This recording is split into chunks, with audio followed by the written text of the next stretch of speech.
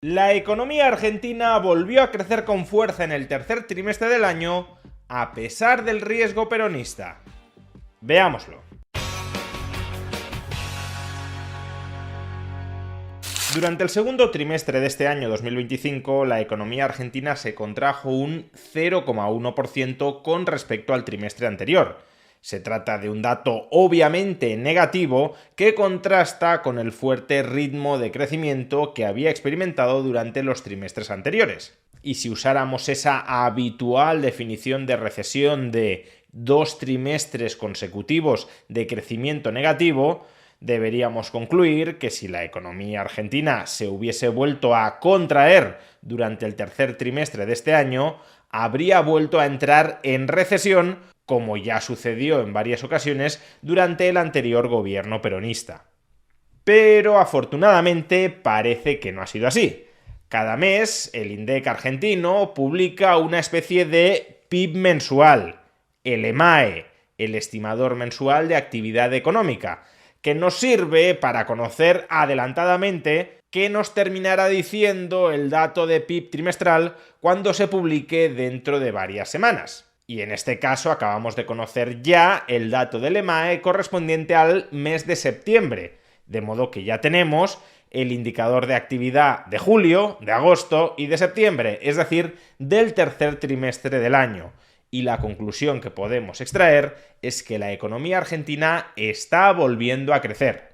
Concretamente, volvió a crecer un 0,1% en julio, no es demasiado, pero se anotó un 0,7% intermensual en agosto y volvió a enlazar una subida del 0,5% en septiembre. Y esto tiene tres implicaciones estadísticas. La primera es que el crecimiento intertrimestral del PIB en este tercer trimestre del año se ubicará muy probablemente en torno al 0,5%, revirtiendo en consecuencia, y de sobra, toda la caída que había experimentado en el trimestre anterior, el 0,1%. La segunda es que a estas alturas del año la economía argentina se ha expandido alrededor de un 5% con respecto al mismo periodo del año anterior. Y la tercera es que toda esta acumulación de crecimiento de actividad económica ha llevado a que el nivel de actividad económica de Argentina sea en septiembre de este año 2025 el segundo mayor de toda su historia.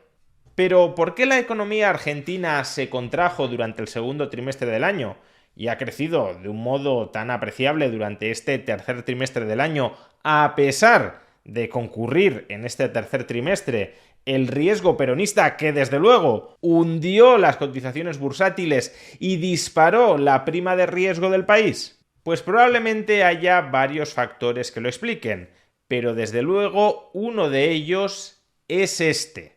Observad el siguiente gráfico, que representa el tipo de cambio real multilateral de la economía argentina. En pocas palabras, cuán relativamente caro o relativamente barato está el peso con respecto a las divisas de aquellos otros países con los que la Argentina mantiene intercambios comerciales. Cuando esta línea baja, significa que el peso se está apreciando en promedio con respecto al resto de divisas, y cuando esta línea sube, significa que se está depreciando, abaratando. Y como vemos a lo largo de 2024 y de los primeros meses de 2025, el peso se estuvo apreciando, se estuvo encareciendo frente a otras divisas. La razón es que el éxito del programa de estabilización macroeconómica de Javier Milei disparó la demanda de activos argentinos, tal como se materializó durante aquellos meses en el fuerte incremento del mercado bursátil, en la fuerte caída del riesgo país, que equivale a una subida del precio de los bonos, y también a un aumento de la demanda de pesos y por tanto a una apreciación del peso frente al resto de divisas. Esto es algo que ha sucedido tradicionalmente en todos los países que han tenido éxito a la hora de poner en orden sus finanzas públicas, que inicialmente el precio de sus pasivos estaba tremendamente deprimido porque se descontaba una catástrofe, y cuando de repente se pone orden a esas finanzas públicas, hay como un estallido en el valor de esos pasivos que en materia monetaria implica una sobreapreciación del tipo de cambio. Lo que debería haber hecho ahí el gobierno de Javier Milei es aprovechar para emitir pesos y comprar dólares de tal manera que el tipo de cambio no se apreciara tanto. Pero ¿por qué el gobierno de Javier Milei no hizo esto? ¿Que sí ha dicho que hará a partir de ahora? Pues porque como las elecciones estaban cerca, estamos hablando de los meses de abril, mayo de este año, el gobierno ya era consciente de que en no mucho tiempo iba a caer, como así sucedió, la demanda de activos argentinos, incluyendo la demanda de pesos.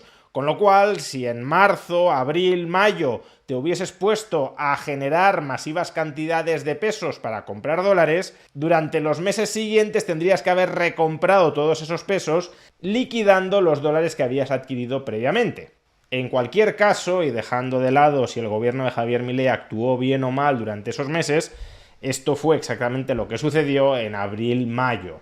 Y esto en una economía tan encorsetada, tan burocratizada, tan rígida como la Argentina, lo que provocó fue una falta de competitividad, no solo a la hora de exportar al resto del mundo, sino también a la hora de competir con las importaciones del resto del mundo. Y ahí probablemente residan buena parte de las dificultades que se experimentaron en abril y sobre todo en mayo y en junio, como vemos aproximadamente el periodo en el que el tipo de cambio real del peso estuvo más apreciado. Pero a partir de ese momento, y paradójicamente como consecuencia del riesgo Kuka antes de las elecciones, el peso comenzó a depreciarse. La huida de activos argentinos, de las acciones, de los bonos, pero también de la moneda argentina, provocó la pérdida de valor de esta.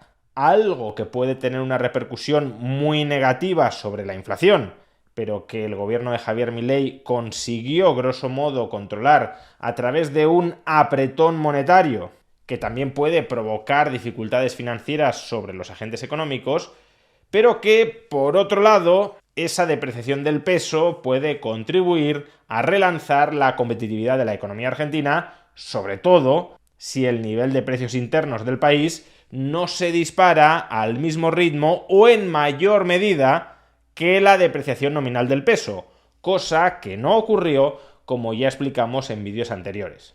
Por tanto, desde junio aproximadamente, la economía argentina ha comenzado a ganar competitividad, como se observa en este gráfico. El tipo de cambio real multilateral del peso se ha depreciado frente al resto de divisas globales y por tanto la producción argentina se ha vuelto más globalmente competitiva. Y eso se ha trasladado en un relanzamiento del crecimiento económico a pesar de la enorme incertidumbre electoral que había en el país.